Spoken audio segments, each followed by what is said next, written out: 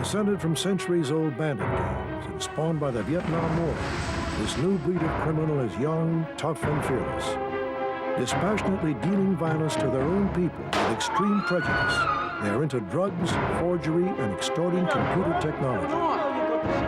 A creeping new force vying for world organized crime domination. The Vietnamese crime gangs.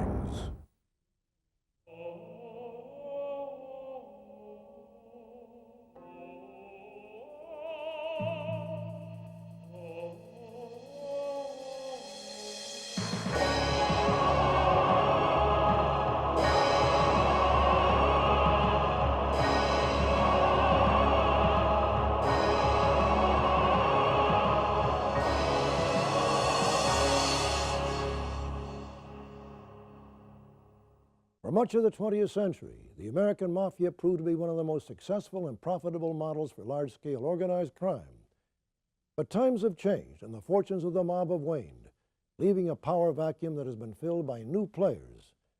This new breed is perhaps best exemplified by Vietnamese crime gangs, which had their genesis in the turmoil of war-torn Southeast Asia.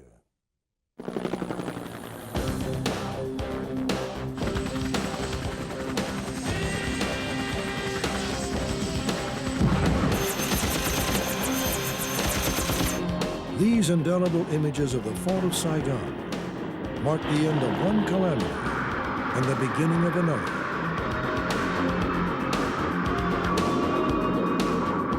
A mass outpouring of people from a war-ravaged and war-weary Vietnam. More than 160,000 Vietnamese, many of them orphaned or abandoned children, are resettled in America. Tens of thousands more fled Vietnam trying to find refuge in other parts of Asia and even Australia. Along with the desperate and the displaced went the seed that eventually spawned the crime gangs, now evident in major American cities and in other parts of the world. It should have come as no surprise that the street urchins and orphans of Saigon so readily turned to a life of crime in their new homeland. The concept of organized crime was not new to their native culture. Stretching back more than 1,000 years was a history of banditry along the length and breadth of the Mekong Delta. Historians say Vietnamese bandit gangs, some of them descendants of Indonesian pirates as far back as 750 AD, were looting on the high seas, extorting protection money from river traders, terrorizing local villagers, and preying on wealthy Chinese merchants. By the time the French colonized Indochina in the 1860s, organized crime had become an entrenched part of Vietnamese society.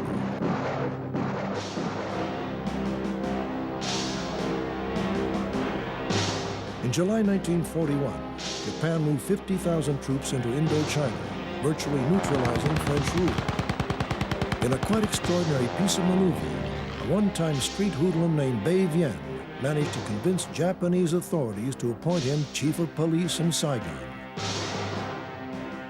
Bay Vien and his criminal cohorts controlled drug running, gambling rackets, and prostitution for more than a decade. Indeed, the bears had been put in charge of the honey.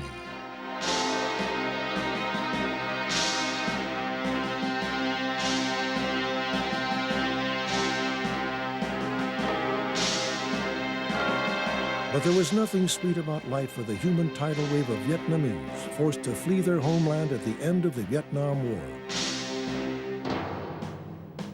Tens of thousands of refugees were crammed into overcrowded camps in Southeast Asia. The lucky ones were resettled in faraway America, Canada, France, and Australia. But even in America, hopes of a good life for many Indo-Chinese immigrants were dashed on the rocks of economic recession which had gripped the United States. Desperate and disaffected, they turned to crime. It wasn't long before individuals banded together and devised new schemes. Like other ethnic gangs before them, the Vietnamese turned first on their own people, using terror tactics to force victims into submission and ensure they didn't go to the authorities. The concept of the home invasion robbery was actually a concept that was developed by Vietnamese immigrant kids in Southern California that were led by some very sophisticated young gang members. And they developed it, they refined it, and then it was eventually taught to other kids coming into the Southern California area from across the nation.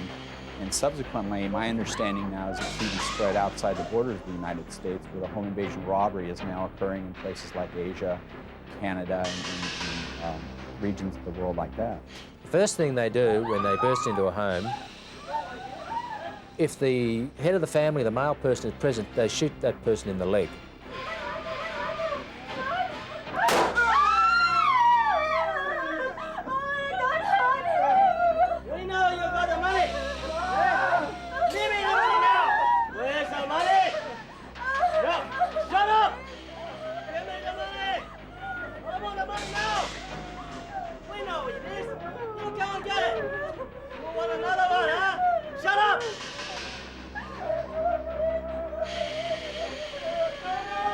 Rape has also been used to intimidate families into handing over cash and jewels or paying up on extortion demands. Sometimes the victims of these vicious sexual attacks were just 10 years old. Another technique they use, if a very small child, preferably a baby, is present, they take the baby. No! No!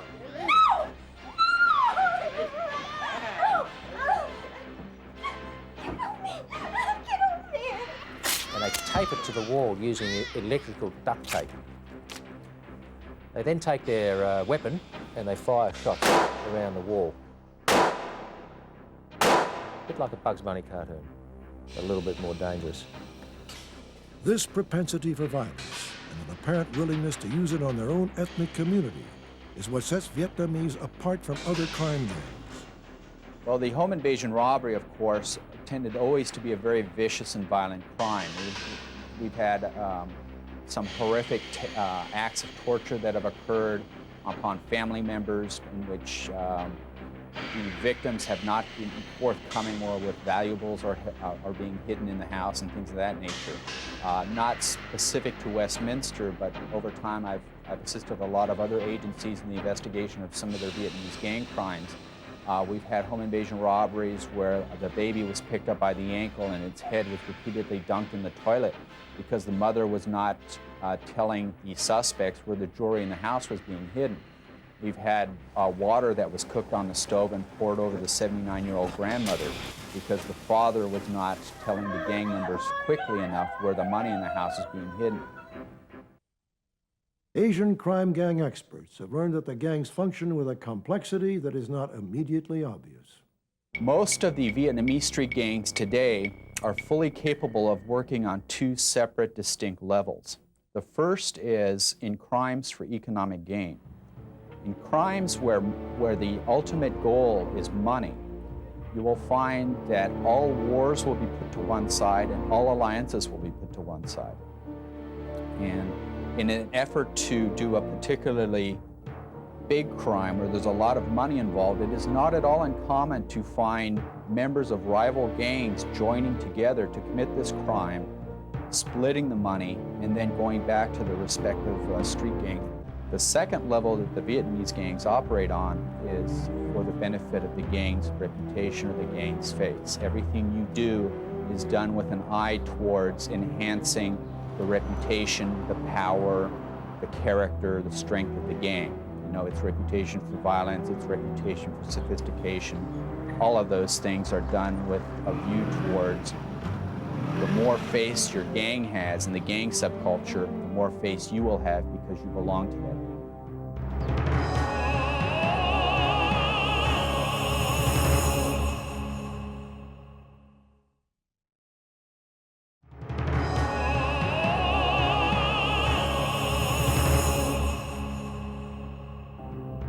Vietnamese or Viet Chinh gangs, as they call themselves, now exist in most reasonable-sized American cities.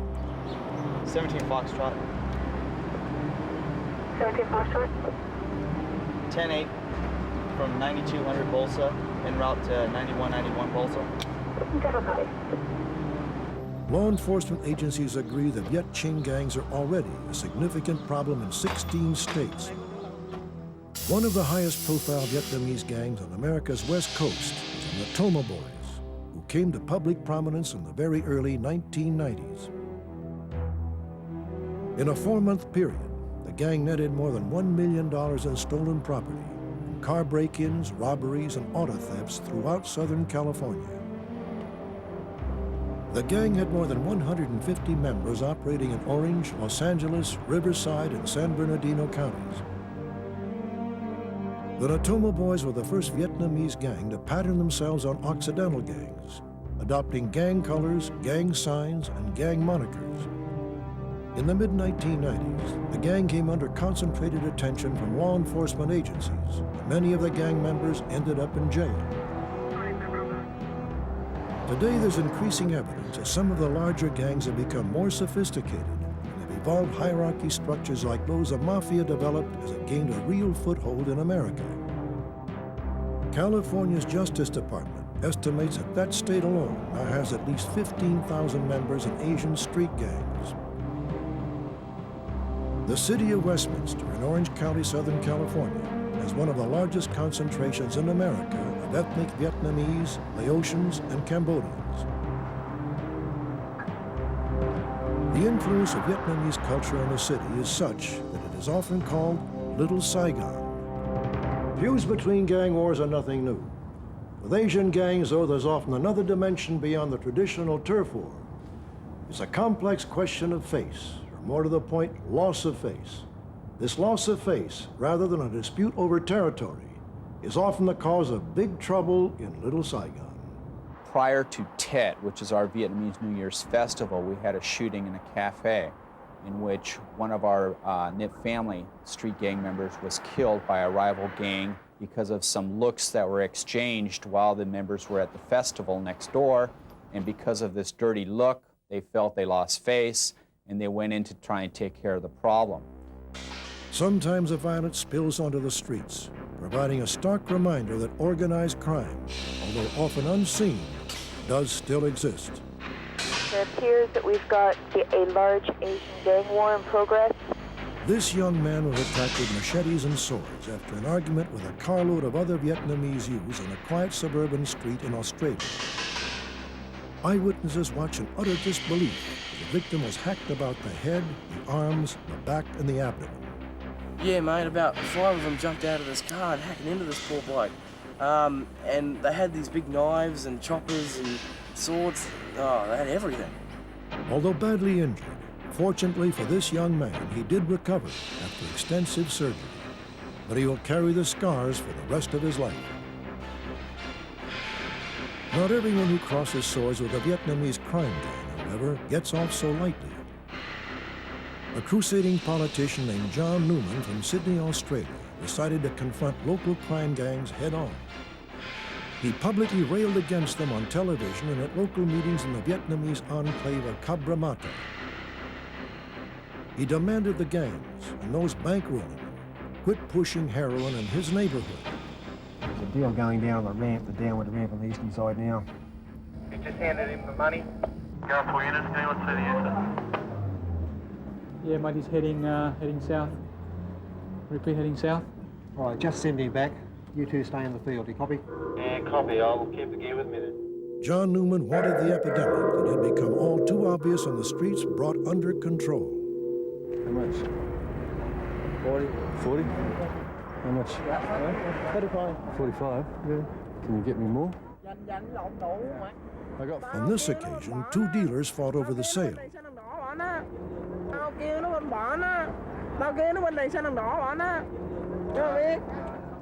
You got money here? Yeah. How much in Yeah. there? Well, I don't know. How much can you do me for 10? 130, 270, 270? 240. So open was a trade in heroin that a local television station captured this remarkable image of a couple who had overdosed.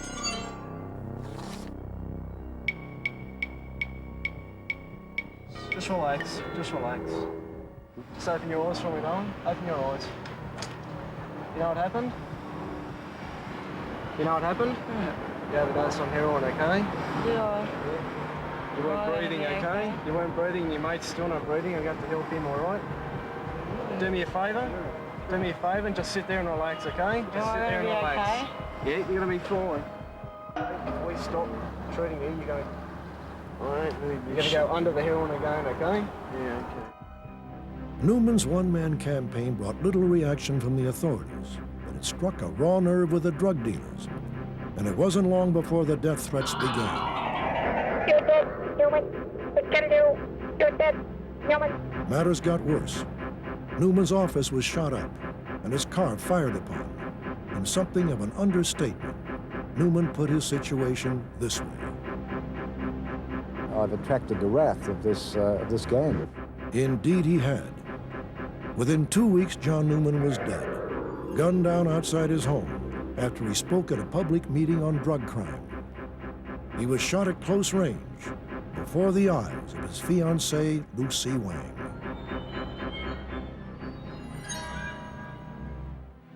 Months later, 2 ethnic Vietnamese were arrested and charged with Newman's murder. His untimely death prompted public outrage and finally action from law enforcement agencies who set up a special task force. It also prompted a very public display of support for John Newman and his fight against organized crime from the local Vietnamese community.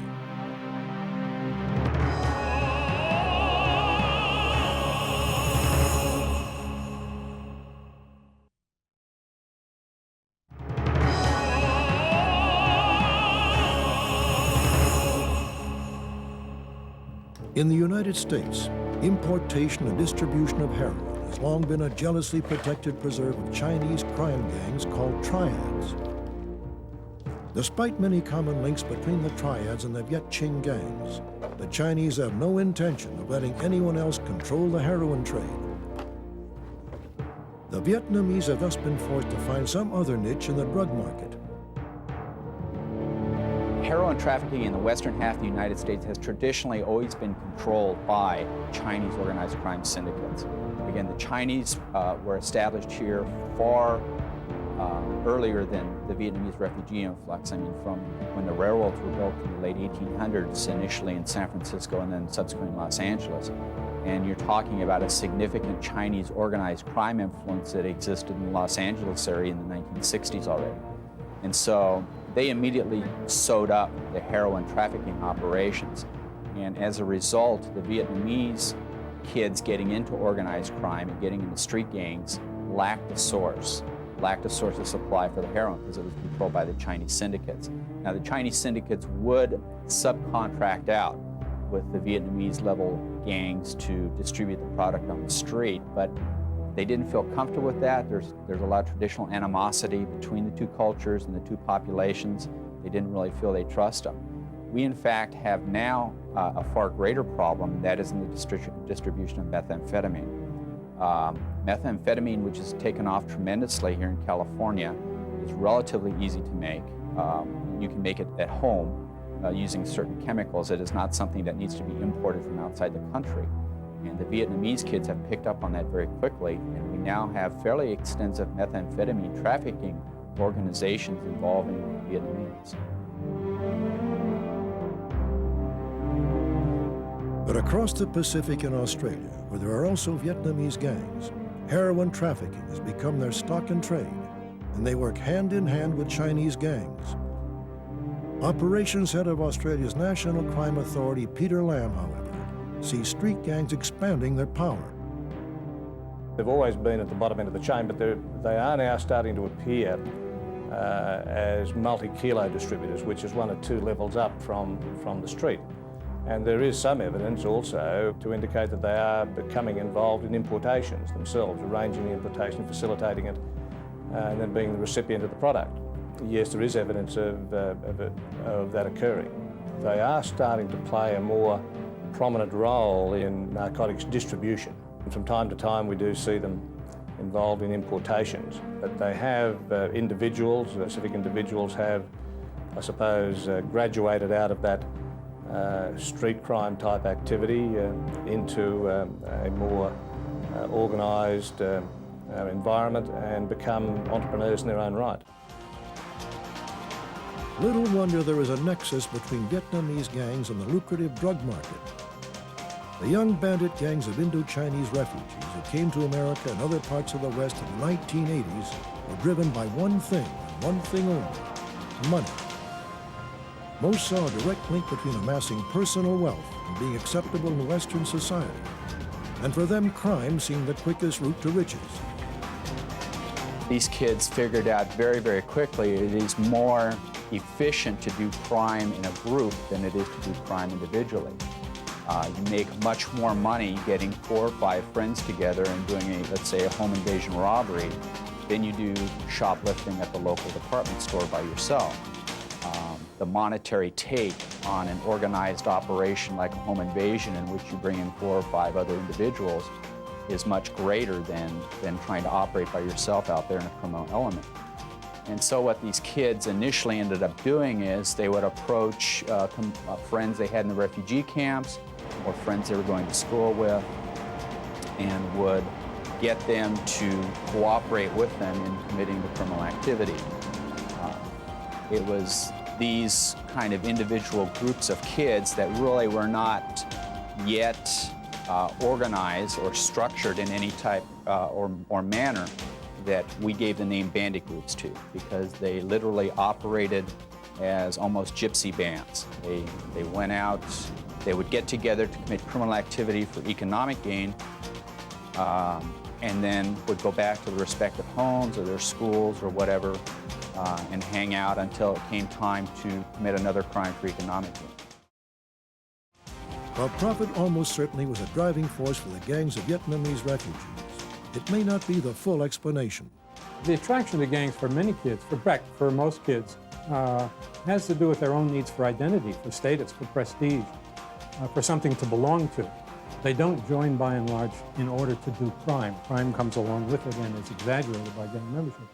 But for the most part, kids join gangs to get these other needs fulfilled. Sometimes they join them for a sense of protection. They think that they will be protected against other groups, rival groups, if they join Gang X. What they don't recognize, of course, is that that makes them more vulnerable to attack by Gang X.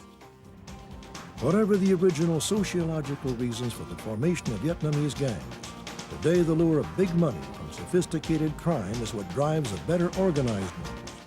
In 1997, working in conjunction with the Denver Police Department in the state of Colorado, we received information on a large-scale check counterfeiting operation that existed in the United States.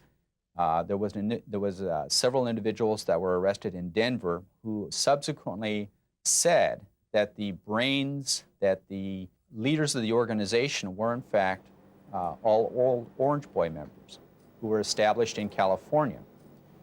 In doing a series of operations, we eventually were able to take down a counterfeiting factory here in the Orange County area, in which an individual who was an Orange Boy gang member using a computer was producing counterfeit payroll checks. These counterfeit payroll checks were for banks that were not in the state of California. And he would produce them in batches of 50 to 100. These checks were then sent out of state along with an Orange Boy member. They would go to the state where the checks, where the banks existed that the checks were counterfeited from. And this Orange Boy member would then recruit from the local Asian communities people who would pass these checks to the banks. The Orange Boys pulled a counterfeit check swindle in 16 states across America. 40% of the take went directly back to them. The rest was split up among teams of Vietnamese hired to pass the checks. And the cost to the banks, millions of dollars. The story of the Orange Boys counterfeit racket has a footnote that is almost as remarkable as the story itself. Sergeant Marcus Frank tells us about Phong Vu Nguyen, a drug addict who took over control of the Orange Boys gang. The leadership of the gang changed after the original leader was killed during a pursuit by police while driving a stolen car, and his brother took over leadership of the gang. His brother at the time was a hardcore heroin addict. He was doing approximately $200 to $300 worth of heroin a day, but a very intelligent individual. And at the time he took over the gang, took himself off heroin himself, cold turkey, so to speak, and immediately sat down and instructed his gang members that they needed to present a lower profile to the police, that he did not want them out there on the street committing street gang activities. He didn't want them being contacted by the police. He didn't want them admitting their gang affiliation. And what he was able to do was he was able to decrease the activity of Orange Boys to the point where for 3 years there was no police record of any Orange Boy activity occurring. About the same time that this happened, we had a homicide of a California state police officer who was killed on a traffic stop by a Vietnamese individual by the name of Hung Mai. Hung Mai was part of the Orange Boy organization. As a matter of fact, he reported to the leader of the Orange Boys, and the reason that police officer was killed is because Hung Mai had counterfeiting equipment for checks in the trunk of his car. And the car was going to be towed away, and this individual felt that because it was his third strike, he was going to go to jail or prison a long time, and he ended up basically executing the officer. The officer didn't have much of a chance. Phong Vu Nguyen, who ran the old Orange Boys, is now serving 8 years behind bars for the counterfeit checks racket. He is something of a rarity among Vietnamese gangs. Many other organized crime gangs depend upon structure. There's a centuries-old customs that form the Chinese triad, the Japanese yakuza, the classic power structure of the traditional mafia. But the Vietnamese use a system where leaders are appointed temporarily depending on their suitability for the task at hand. Have it on 6. Yeah. 6, all right, okay. You're gonna take the night. I know where there's 6, maybe 7. It is a structure that makes it more difficult for law enforcement agencies to pinpoint who is in a gang. And it means a gang will survive even if the head of one crime enterprise is cut off.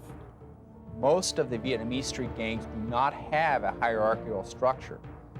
Although they may have a dominant personality figure that for the most part runs the gang or advises the gang, oftentimes leadership of the gang may devolve upon the person who has the most experience committing that type of crime. So for example, a Vietnamese gang that is planning to do a residential home invasion robbery, they may have a 14-year-old member that's done 6 of these already. And for that night, the leadership of that gang will devolve upon this 14-year-old for the purpose of that home invasion. 2 nights later, perhaps the gang decides they're going to steal a car, and now the leadership of the gang may go over to the 16-year-old member of the gang that has the most experience in stealing cars. So experience plays a very great role in terms of determining who leads the gang for a particular effort.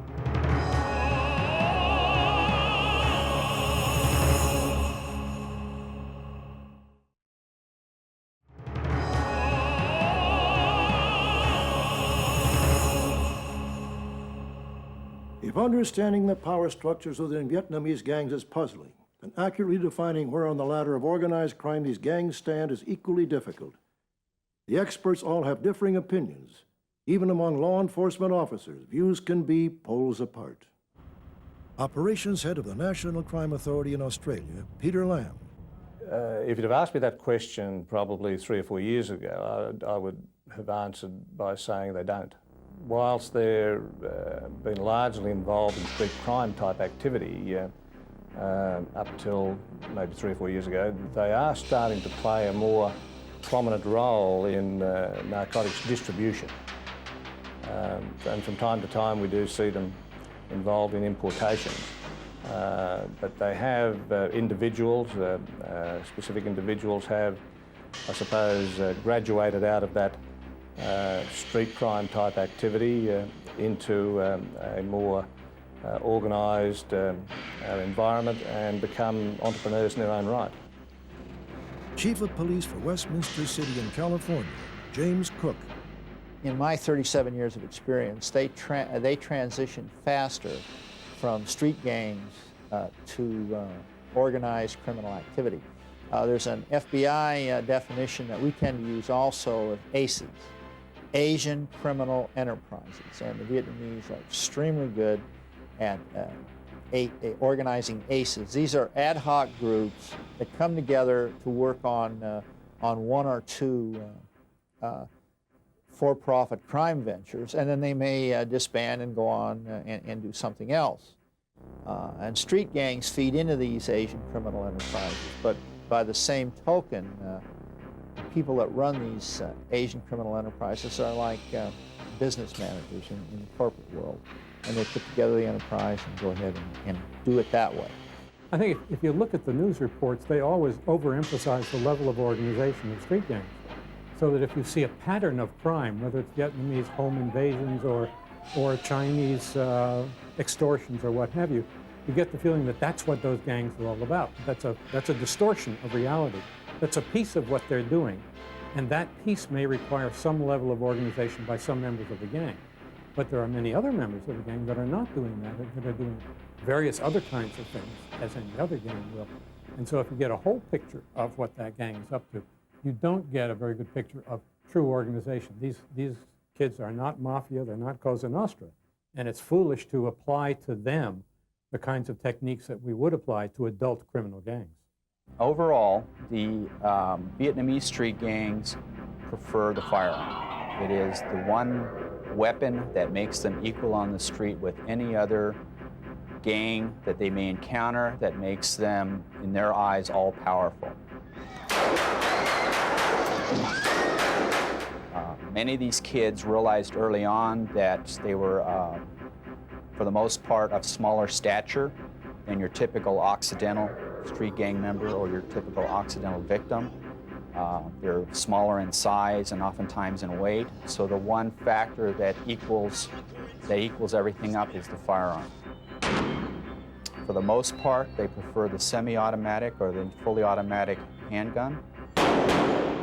It's easily concealable, and it's also preferred because of the manner in which they shoot their weapons.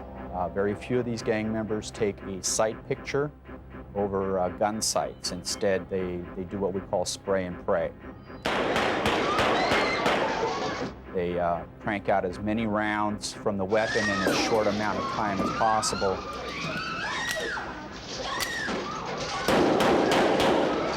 With the intention that their target goes down in that field of fire. A number of years ago, we had several instances where individuals went into a restaurant with an automatic weapon and opened fire.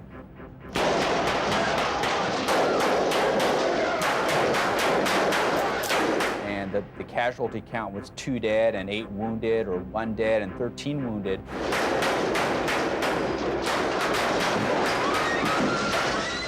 Investigating that particular crime, it turned out there was only one individual in that whole restaurant that the gangs were targeting. Everyone else was simply hit in this field of fire that was put down by the gang members when they went into the front door of the restaurant. Initially, law enforcement tackled gang crime on a local basis, but instead of crime gangs diminishing, the opposite happened. Law enforcement had to devise new ways to deal with a new type of criminal. So what this really does is to confront this enclave, which would require a huge police department to police. We now have brought in resources of different levels of government and specifically aimed them at the Vietnamese organized crime problem. And we are able to respond with lightning-like ability, and we move through an antiquated criminal justice system in a matter of moments, because when Sergeant Frank calls up there and he talks to the United States Attorney who's handling the latest money laundering case, they're very familiar with that. We've already, by a whole series of relationships, established a team, and they operate as a team.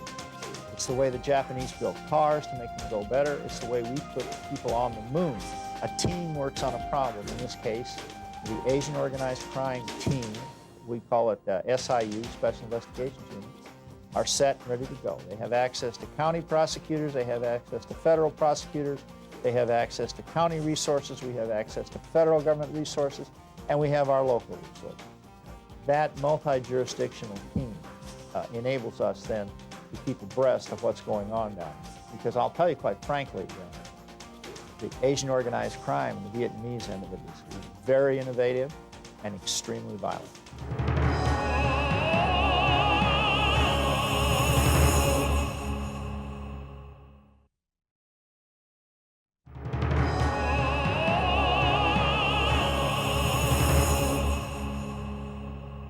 What is happening in police circles is we are following the patterns of globalization. Crime is international. It's mushrooming on the back of globalized activities in industry and commerce and elsewhere, and therefore the police have to keep up with it. And we have regular contacts now, almost daily in some cases, where we are constantly in touch with our counterparts in other countries, through Interpol, through conferences, seminars and one-to-one meetings and exchanges of staff, so that we can share experiences, not only here in Australia, but certainly from those countries where most of the immigrants have come from. Now that is tremendously important for us because sharing of information, the exchange of ideas and the exchange of people that can help us analyse trends is very important, so it's something that we'll continue doing. Law enforcement officers claim that in using these new integrated techniques for fighting crime, they have begun to make real progress. But Malcolm Klein thinks a sledgehammer is being used to crack a peanut. But there are justice agencies that think in terms of conspiracy. And I think in many ways they would prefer to have street gangs, and it doesn't matter whether it's Vietnamese or Hispanic or black. They would prefer to have street gangs take on a more organized structure, A, because it makes it more of a legitimate problem to fight as law enforcement agencies, and B, because we have new or expanded techniques for dealing with organized crime that don't work very well with disorganized youth groups, street groups. We have conspiracy statutes and special sentencing structures and guidelines, RICO statutes that were developed originally for the drug trade that can be applied to criminal groups. In fact, here in California, they finally got around to defining what a street gang is. And in order to do that, the very first sentence in the definition is a criminal street gang is. So as soon as they put crime in there, then they justified a series of responses that might not be possible without that kind of thinking. There is often a fine line between a crime being a disorganized, spontaneous attack by a street gang and something more sinister, a deliberately planned attack that is a part of organized crime. If you are the victim, the question is academic, as this Korean tourist couple discovered in the back streets of Sydney. A security camera captured their assailants, who were determined to take every cent the hapless couple had. The woman initially refused to give up her bag, but some heavy-handed treatment soon changed her mind. For daring to resist, she was handed a second beating. And oddly, the victims began to bow in a display of respect for their attackers. Even after the police arrived, the couple refused to press charges. They actually asked the police to let the assailants go. As you have just seen, organized crime has made a return to the streets after decades behind closed doors. So what's next? As organized crime leaders of yesteryear are being replaced by brash young opportunists like the Vietnamese and other gangs, some of our experts look ahead. I am fully convinced that the Vietnamese street gangs, along with a lot of the other Asian street gangs, as they move into organized crime, are going to far surpass any type of organized crime syndicates we've ever seen in this country. The sophistication level is simply too high, that they've already demonstrated at a very early age. And everything they do contributes to their training, contributes to their knowledge, contributes to their education. And these kids learn every single thing they do, every crime they commit, every gang activity they get involved in, they use as a basis of further educating themselves and how to do things better. And we've seen that happen time and time again. Because it is an evolutionary process. Remember, the Chinese and the Japanese had to start somewhere as well.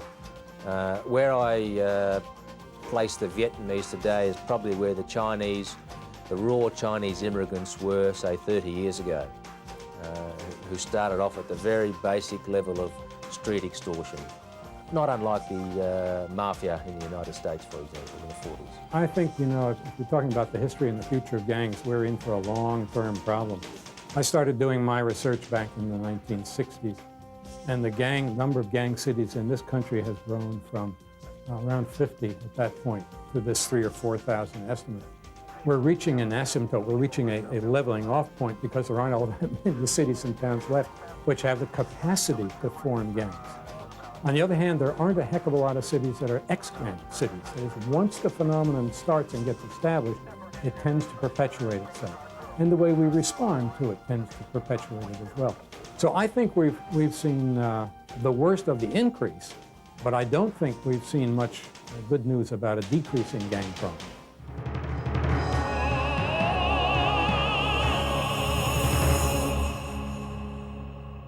Those who study crime have been given a rare glimpse into the world of crime gangs when police detained this young man for questioning over a vicious attack on a Vietnamese family during a home invasion. This is part of what he told investigating officers. We were armed with weapons and that, and we just kick the door in and just go in and do it. If you have money, then you can grab a hold of anything. It's as easy as that. With money, you can have gun, bullets, anything that you want, as long as you have money. As a teenagers who got nowhere to go, who left home and don't go to school and hang around the streets,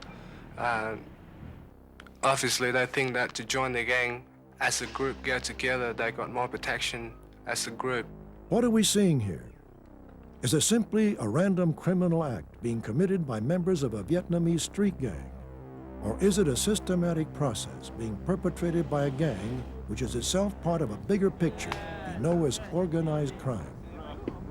It is not a question easily answered, but it does need an answer before society at large can decide what to do. I do believe politicians should rethink and take a second look at organized crime in America today.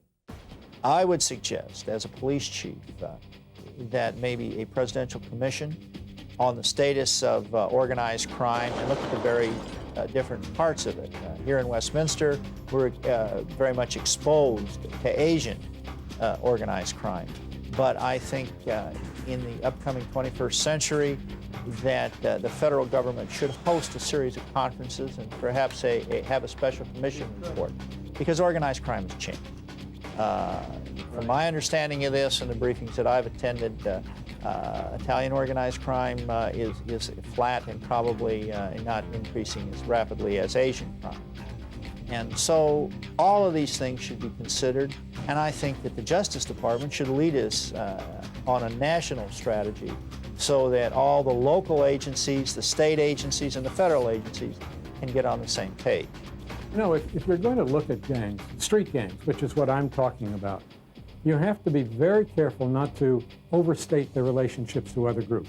For example, they're nothing like terrorist groups. They are really nothing like motorcycle gangs. They are really nothing like prison gangs, although there are connections between some street gangs and some prison gangs. They are really not very much like all of the youth groups that you probably are a part of, and I was a part of. It got into trouble occasionally when we were in school, in high school. But we didn't commit ourselves or orient ourselves to antisocial and criminal activity. Street gangs do. That's why we get so concerned with them. So if we're going to look at and understand them, we have to start with several things. One, they're by and large adolescent or youth groups. And that suggests, a number of things about socialization, job opportunities, training opportunities for them, and so on. Another is that group process takes over. Once kids join gangs, they get enveloped in all of this rhetoric of the gang language and the gang talk and the gang glory.